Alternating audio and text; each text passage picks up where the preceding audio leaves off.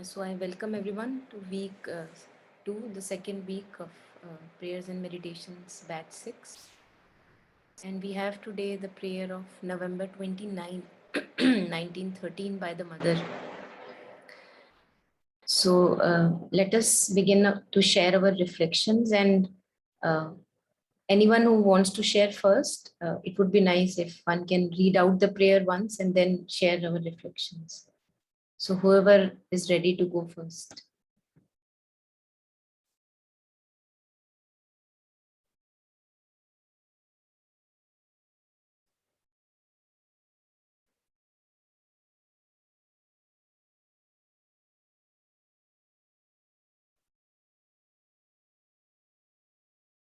Yeah, anyone?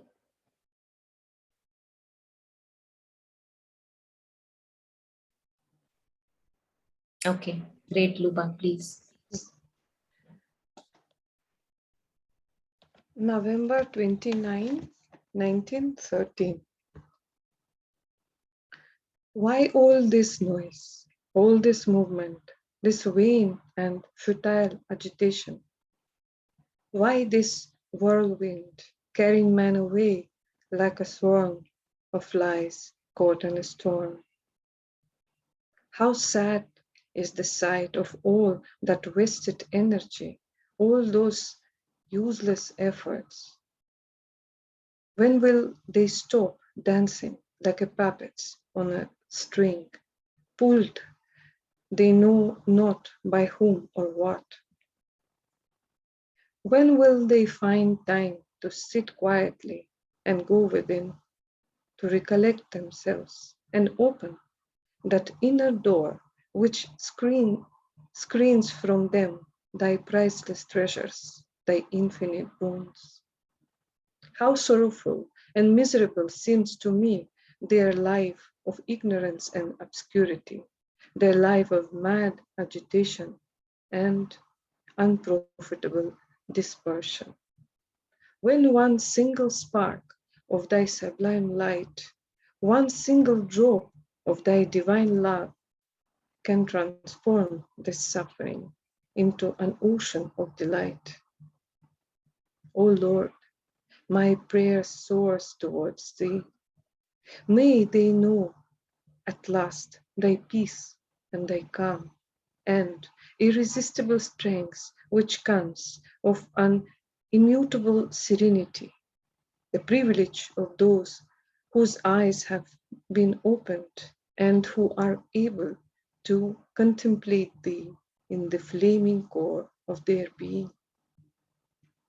But the hour of thy manifestation is come, and soon hymns of gladness will burst forth on every side. Before the solemnity of this hour, I bow down in devotion. It's very beautiful how Mother prays for us, human beings, that we will turn our side within and discover these treasures, these beautiful treasures of the divine.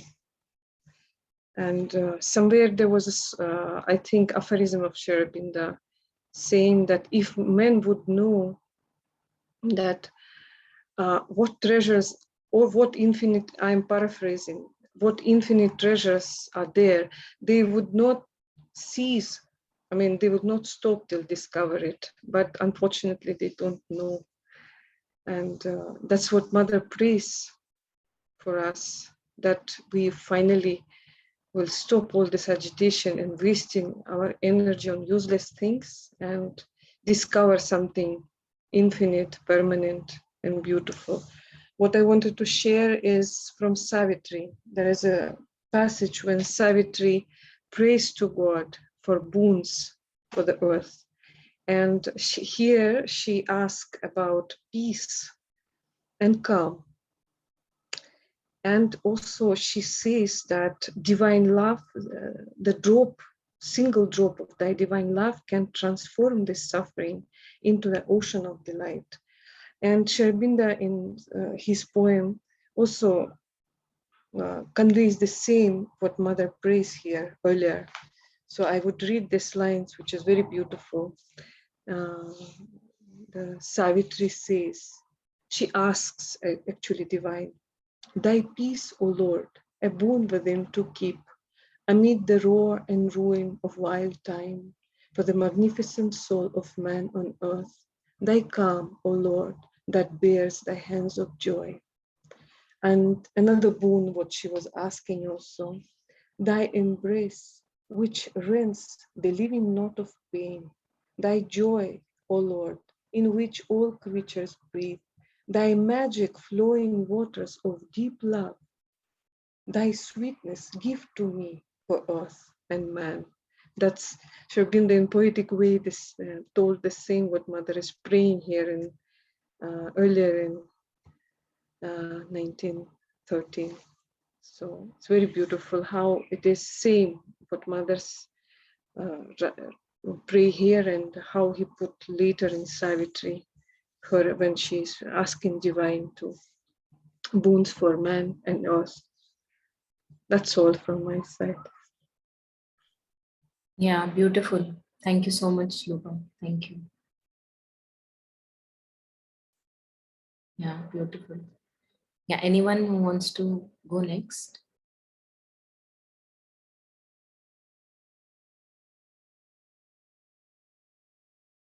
Rashmi ji, Chitra ji, Rakhi, Shweta. Anyone who feels ready?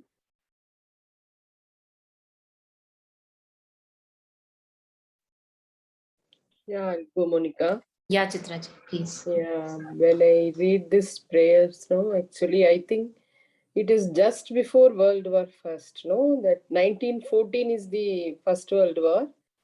Maybe that 1913, there may be a lot of confusion and struggles among people, and also about that storm she mentioned, no. So I mean, compared the situation now, it is prevailing in the world actually. Same situation, the wasted energy, useless efforts, and dancing like puppets on a string. Yeah. Shirbindo again and again brought in Savitri also, we are all puppets. Yeah. So the same thing I'm seeing in this prayer also. It's very beautiful. Both of them is Savitri and prayers and meditation side by side. It always goes actually. Yeah. Even Luba shared that message of Savitri. It is very wonderful actually. And as usual, Mother insisted upon that going inside and concentrate. Every time she used to insist upon that only, that psychic presence everyone should feel. Then why there is no reason for these conflicts and I mean these confusions. Yes, she again and again stressed upon that actually. And also very beautifully she said, when one single spark of thy sublime light, one single drop of thy divine love. It is so beautiful actually. One single drop of divine love is enough to, I mean, remove all those things. Yeah. But even to get that, actually, you have to go inside and feel your psychic presence. Again, she insisted upon that. And also beautifully, she explained that peace, calm, strength, and immutable serenity. Yes, again, those qualities. Yeah, this is also very beautiful, actually. And as usual, she ended with a very happy note only, manifestation, and then that brings the gladness. And she is praying for the whole world. Yes, actually. But the thing is, I felt, even though there are many confusions, many struggles, World War One, World War Two, and that pandemic, now again the same pandemic, but Earth is going on. Human beings are, I mean, they are not, I mean, they are not destroyed. Human beings are still living, and also there are so many happy things are happening. It is all due to their presence, and they brought down that supramental light here. That is why the earth is still, it is, I mean, surviving. Of course, it is a happier one only. if we see from that viewpoint, actually, so mother's prayer really, it brought down that supramental power, and we are all getting so many guidance, and individually and collectively we are able to, overcome our struggles and come out, means it is because of that grace again. So I am also bringing down that Savitri's lines, page in Secret Knowledge. Whatever the appearance we must bear, whatever our strong ills and present fate, when nothing we can see but drift and bail, a mighty guidance leads us still through all. Yeah, these are the lines came to me when I read this prayer, because they are there. Whatever be the confusions, they are there. That grace is there. That's why Mother, as she finished with a happy note, we also feel that positive thing inside us. This is my take. Thank you. Thank you. Thank you so much, Chitraji. Yeah, Yeah. beautiful lines. Mm.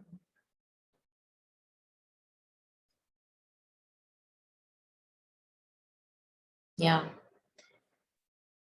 Yeah, who wants to share next? Shweta, yeah. So very humbling, very encouraging, and aspiring prayer. I don't have much background in this, so what I can read, I can just share from that. That it feels very nice when Mother says, "Why all this noise, all this movement, this vain and futile agitation?" It feels like. Yes, you resonate with that and you understand that why all this around. And also when she says when will they stop dancing like puppets on a string, pulled they know not by whom or what. So this also, they, I consider we, yeah, so all of us are still like puppets somewhere or the other. We end up dancing on the string which is pulled by whom we don't know. So yeah, I could relate to this also. And this the following line, when will they find to sit quietly and go within? So this also resonates, because yes, this feels good when you sit quietly and you go within. This has been the journey, just the beginning, but then yes, I relate to this, and it feels nice. And uh, आगे जो लिखा है, whatever is written, I feel that is something, I wish to feel, experience. Yeah, small glimpses, yes, of that peace and calmness. But all this is such a promise that I look forward to all this. Yeah, very very new in this journey. Beautiful, yeah. Mm. Um, Yes, Rakhi, yeah. yeah, I think, I've realized that Tuesday prayers are more for me to listen and, go within and, connect to the words and, you know, become aware of or try to understand. But there are some things like, even Shweta mentioned, and this line, when will they stop dancing like puppets on a string? So for me, strings are like our stories.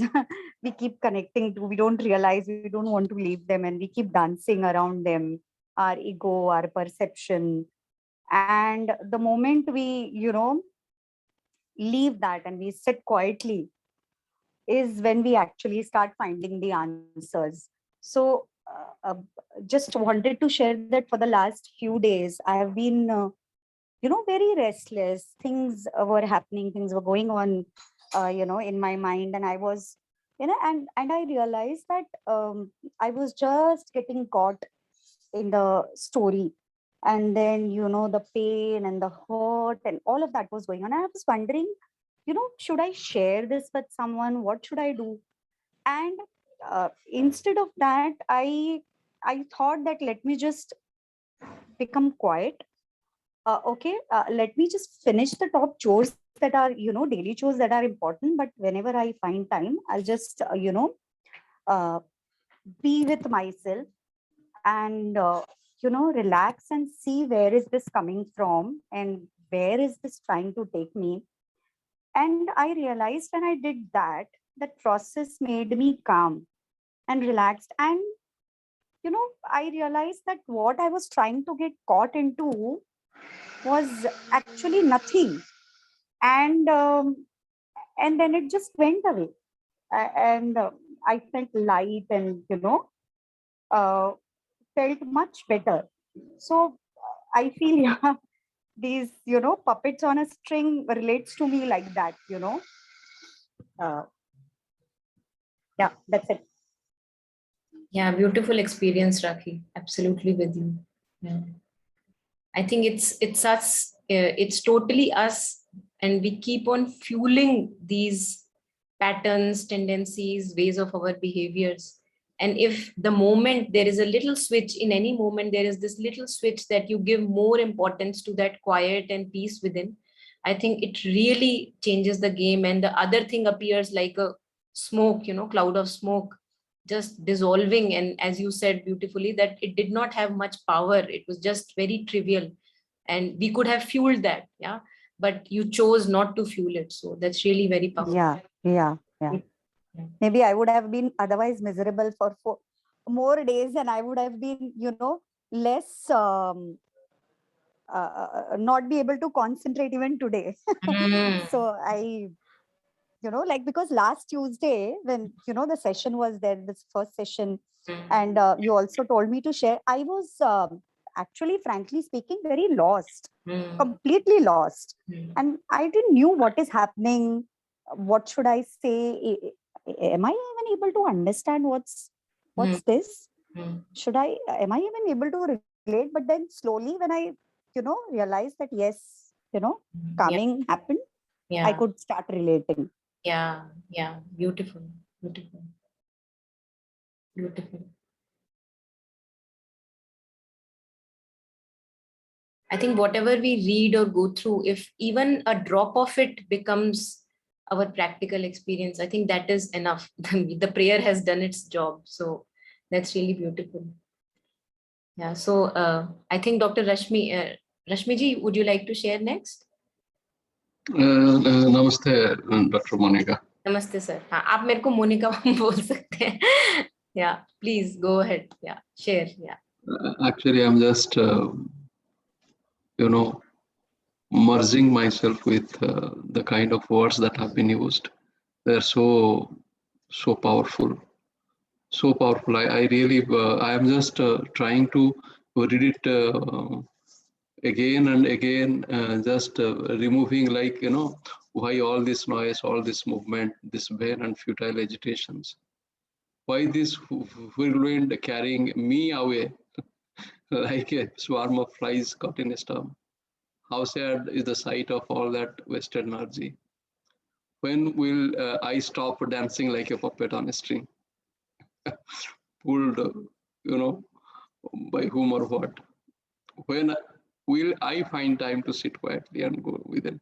So if I think in that way, actually, all the answers are here. Actually, I have to really open that inner door. The time has really come. If this this workshop or this Tuesday prayers and meditation, I see mother's hand in it, because at some point of in our life we have to really find ourselves, what is our true purpose.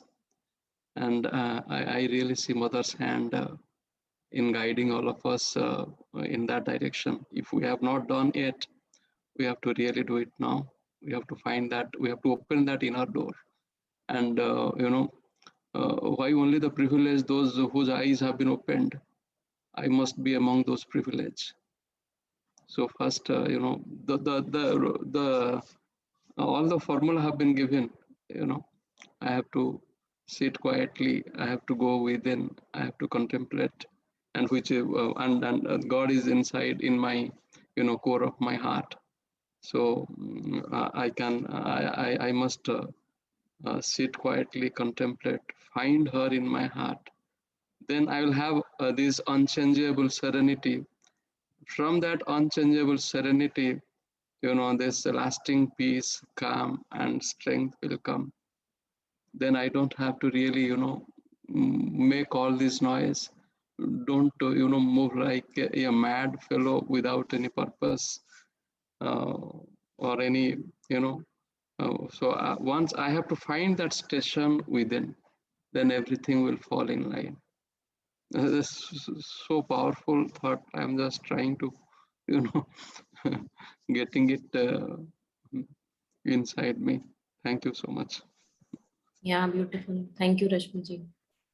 I think the way you changed the sentences to I am dancing like puppet, I think that is really very powerful, because That's that is what's what we, happening actually. I see it in my life. yeah, Sometimes, things just go very nicely. yeah, And maybe those are the times that really tests our strength. How we can compose, keep ourselves composed and stable and absolutely still mm, when things just go wrong. mm, We, yeah, then our real strength is,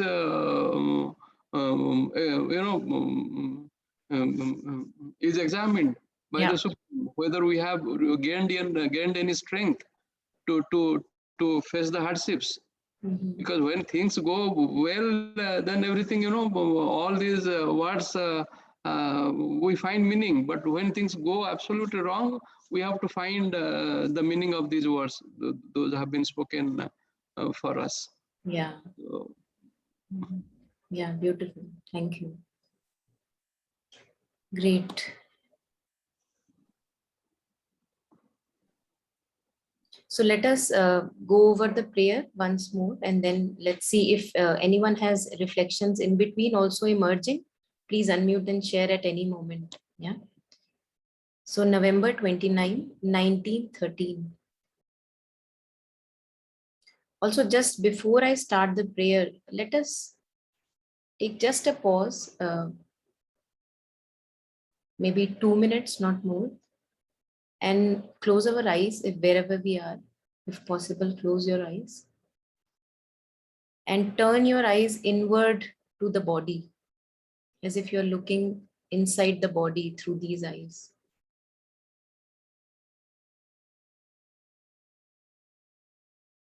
And just feel. You may not be able to, you don't have to see anything. Just know, with a deep knowing, know that there is an alive, conscious presence here inside us.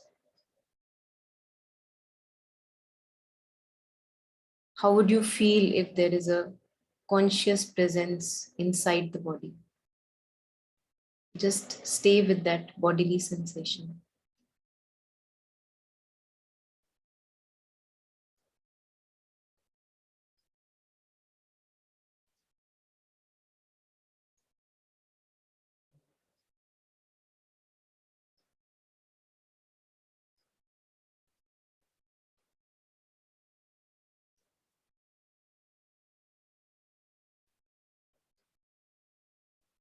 How would you be? How would you feel? Knowing deeply that there is a conscious presence inside the body when you turn your eyes inside in this darkness.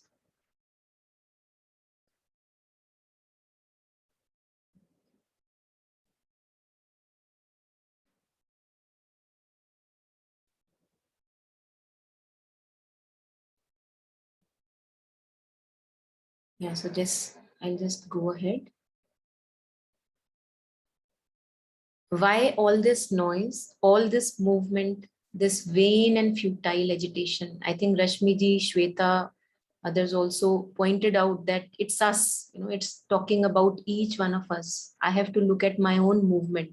I don't have to go really outside. Yes, I can have reflections from other people's behavior, but this is not, my job is not there. My job is here within me. So it's beautiful if I can stay within and notice all the noise within, all the inner movements, the reactive movements that I have at any trigger that comes from external situations or people, persons. This futile and vain agitation.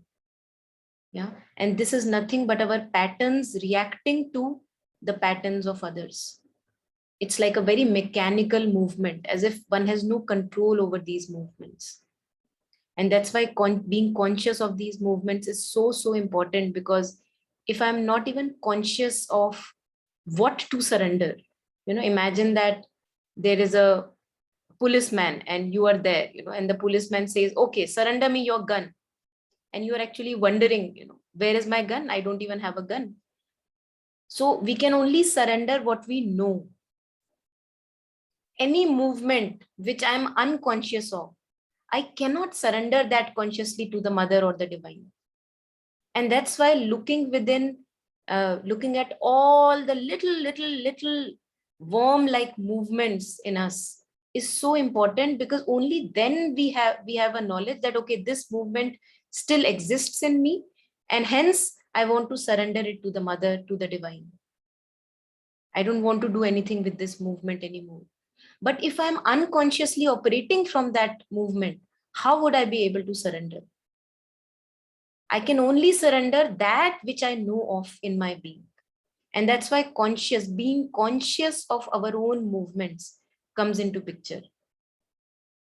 Just like this example, you may have heard many times, mother going into a sadhak's room and it's very beautifully decorated.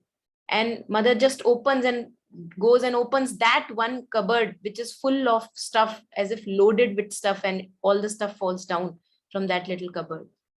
Yeah. And mother says, the sadhak asks, mother, why did you go there directly? And mother says that as if that cupboard was calling me, that look at me, how am I kept?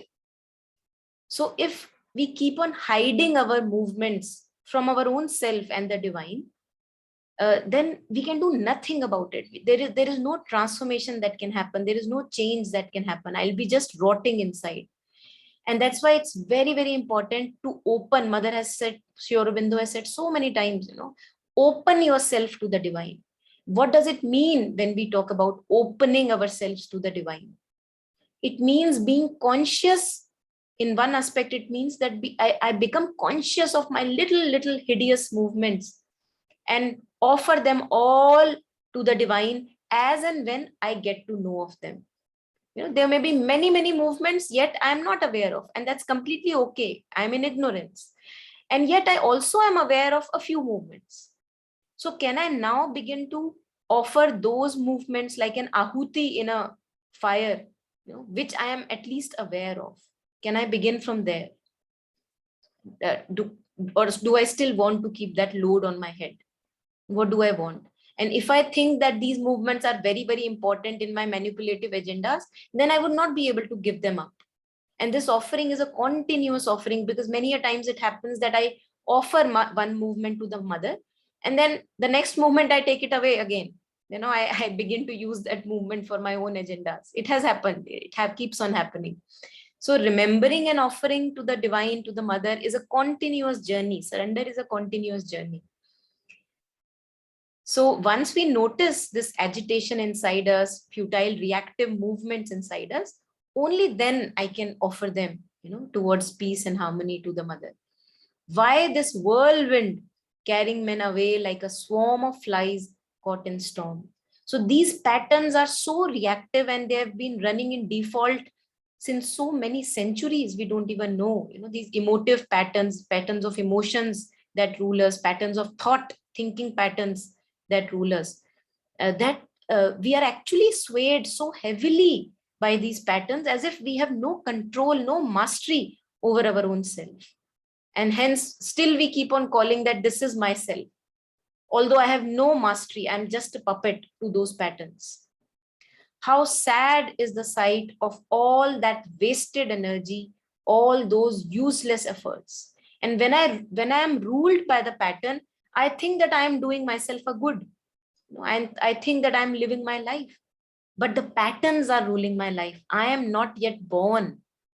I'm not yet living. I'm still dead, as good as dead. It's just the mechanical patterns of thought and emotions that run and rule my life. When will they stop dancing like puppets on a string, pulled they know not by whom or what? We don't, mother says that it's as if a dark chamber inside, and we have no idea of the machinery inside us. What part is doing what, which part is doing what function. We have no idea. As if we are just being puppeted around by all those little parts of our machinery. When will they find time to sit quietly and go within? And in the next line, mother gives us almost the hint and clue to stop being a puppet. So when I turn my attention within to the inner movements, not to what people are behaving, what the other person is dancing, how he is dancing. He may be dancing, but to me, the other person is just a trigger. That is how I can see it. Because otherwise I'll be too involved that he should fix there, he should fix there, and that's what wastes our energy.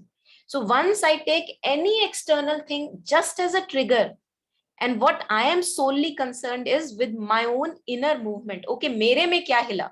What happened within my being? That is what I am concerned with. And why should I move like that? Can I choose something else? Like Shweta, Rakhi was saying that I chose something else. So can I use this free will that is available to me every moment, that whenever an external trigger comes, I choose not to react to that external trigger. Rather, I use discernment or viveka and, try to work from a quiet place within. When will they find time to sit quietly and go within? And many a times, when we begin on the path, immediately we are not able to do that. Many a times in retrospect, we see that, oh my God, I should have done better. And that's completely fine, because that is how we start. Many new movements are seen within us. And after the movement has happened, after we have reacted, we see the movement again, we reflect over it, and we see that I could have done better. And I think that's beautiful to do that. And slowly, even when we are okay, those days where there is not much of challenge, we are okay, there is a kind of a happy feeling continuing. Those are the times where the sadhana has to be even more intense, because these are my preparatory phases. There, if I am more quieter in my okay or happy phases, if I am more quieter, more collected and calm, I'm not wasting energy away. Then when a true challenge comes, I am prepared for it. I'm ready for it. So immediately I cannot just imagine myself in the battlefield and acting all quiet and calm and being discernful about how to react or respond. Yeah. Again, quoting Kabir's couplet, he says that dukh mein sumiran sab kare, sukh mein kare na koi. Jo sukh mein sumiran kare to dukh kahe koe. So he says everybody remembers the divine in the painful times. But if you remember the divine, if you remain collected in the good times also, then you would not fall a prey to the painful times again and again. They'll become less in number. Falling a prey to our ego, that will become less in number. To collect themselves and to open that inner door which screams from them thy priceless treasures, thy infinite boons. I think this is the beauty. I think Shweta touched upon it, that this is the promise I see, and I'm inspired to work towards this promise. And this is the promise which Sri Aurobindo and Mother have again and again repeatedly shown man the future possibilities, life divine possible for man in mortal existence. Not that we have to leave the mortal existence and find divinity somewhere else. Right here in mortality, I can have a union with the divine. And the deeper I go within myself, the deeper I taste richer and richer treasures, infinite treasures. There is no end to those treasures. Revelations after revelations, boons after boons, powers after powers, and it's not that I am promised, I'm looking for the powers, to gain the power. It's just that the taste of this deepening is so beautiful. And that's why it's called the nectar of divinity. The taste itself is so beautiful that you become almost like it's like an addiction. We are all addicted to something or the other. I may be addicted to a Netflix series, or maybe reading books all the time, or maybe my rituals and patterns of yoga all the time. So we are all addicted. And this is the highest possible addiction one can give oneself, which is the addiction of the nectar of divinity. Because this is the one which does not make us handicapped. It liberates us from our handicaps. It liberates us from all the other prisons. So Mother is just sharing with us that what are we missing out on by wasting all this energy here and there? What are we missing out on? We keep on sitting on this treasure and keep on living a life of a beggar all the time. So when will I wake up? When will I wake up? And this waking up has been talked about Kabir also, in many, many couplets and songs. He says, wake up to your truth right now. There is not much time. Right now, wake up to your truth. Because that is the purpose of human existence. Only humans have the power to wake up to their truth. Yeah. How sorrowful and miserable seems to me their life of ignorance and obscurity. And once one has tasted this nectar, then if one sees oneself or the other engaged in these wasting of energy, then it's saddening actually, that where one could be and where one is. It's saddening, if one is wasting energy in chatting and gossiping. Chatting is okay, one can chat with a friend, but what we do is we indulge in kind of, gossiping about here and there many a times, even if for a 2 minutes. And slowly, when the consciousness opens more and more, even those 2 minutes become like a sore in the eye. You don't want to waste those 2 minutes there. You become more sensitive to what you are saying and engaging in. So how sorrowful and miserable seems to me their life of ignorance and obscurity. Why ignorance and obscurity? Because as if I am the wall which is hiding the treasure. The treasure is right here 24/7, but I am ignoring the treasure. I am being a wall to the treasure, and hence I cannot see it. For me, it does not exist. When one single spark of thy sublime light, one single drop of thy divine love can transform this suffering into an ocean of delight.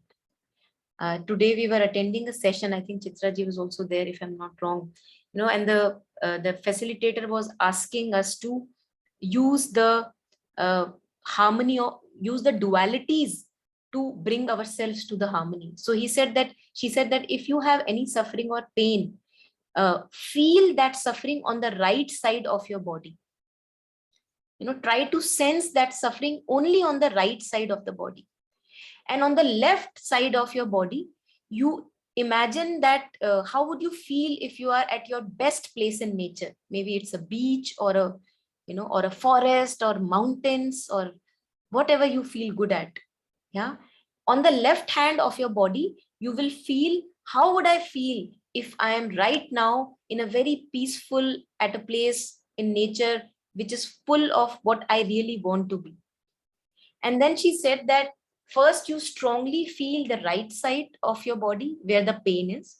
And then you, on the other half of the exercise, you feel the left side of the body where you are truly one with that feeling of being one in the nature, where you feel your best. And then you move like a pendulum from right to left. So you are synthesizing these two opposites. You are bringing the harmony of the left side, which is full of vibrance and light and divinity and harmony.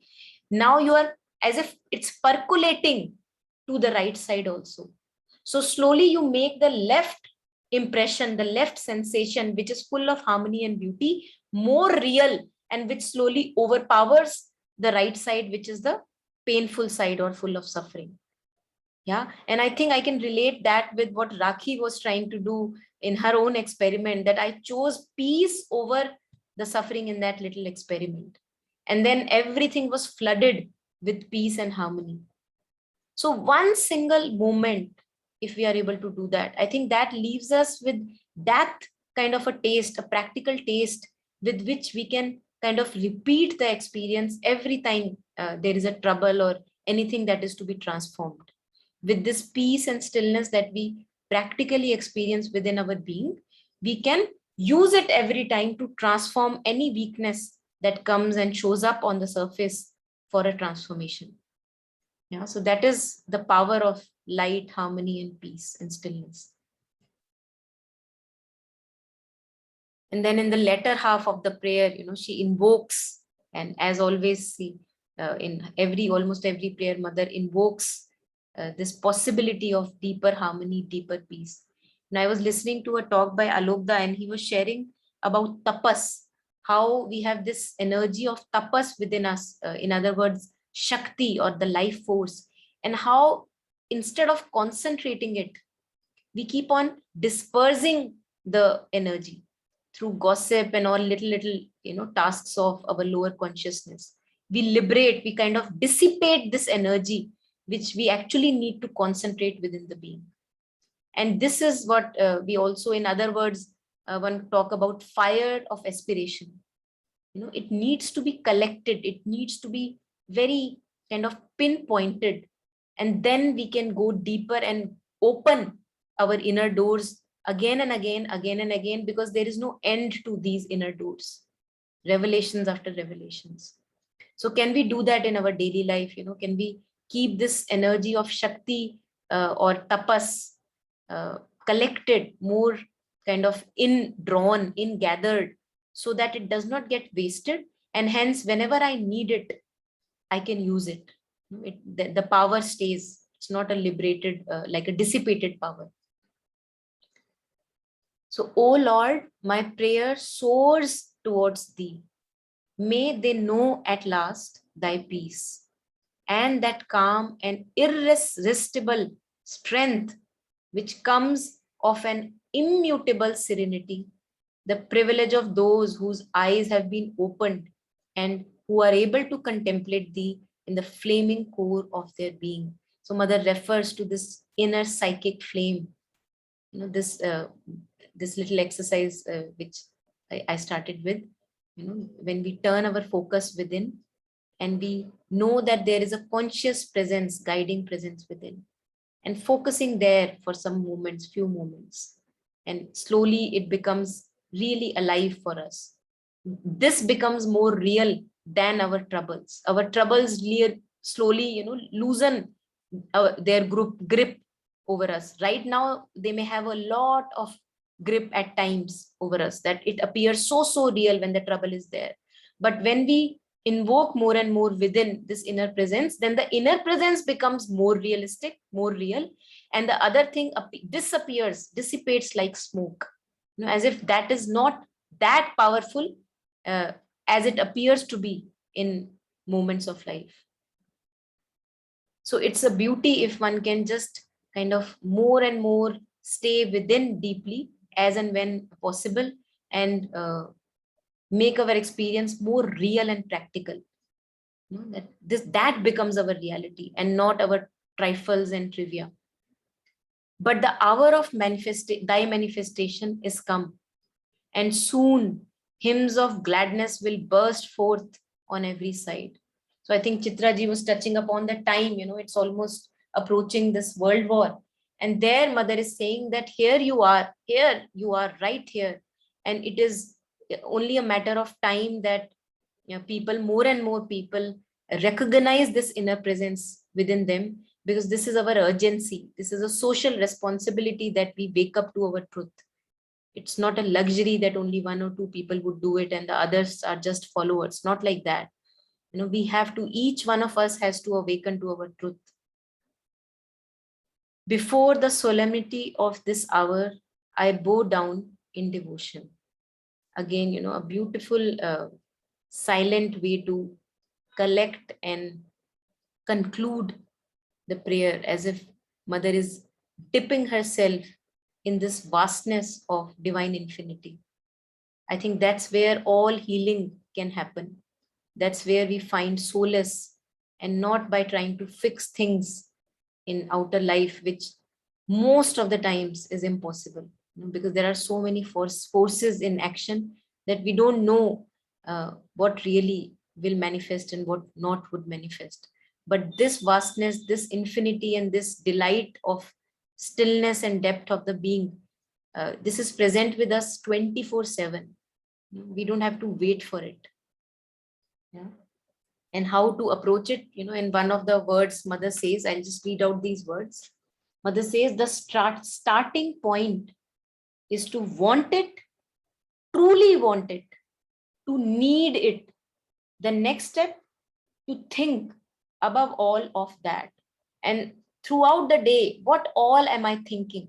Mother says that you just have to think about that you want to awaken in your being all the time if you truly want it.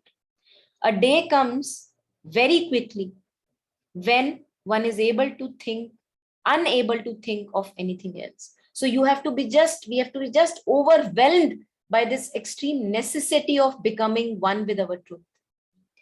That is the one thing which counts. And then, one will see what happens. Something will happen. Surely something will happen. For each one, it will take a different form. So infinite number of human beings, and we have infinite number of forms in which this inner awakening happens. And we just have to be at it. It must be a priority in our lives above everything else. Yeah. So, I would ask or invite if anybody has more insights or more reflections, and if not, then we can end.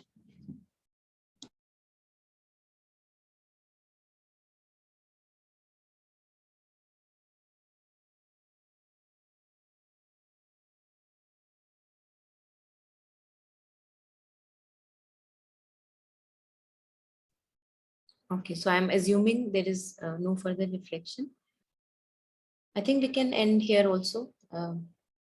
We could have 10 minutes more, but it doesn't make a difference. I think the message has been conveyed by us all, and let us stay with this ingathered consciousness more and more, make it our life, so that we can partake of this beauty, and others around can also get a taste of this spilling around of this beauty.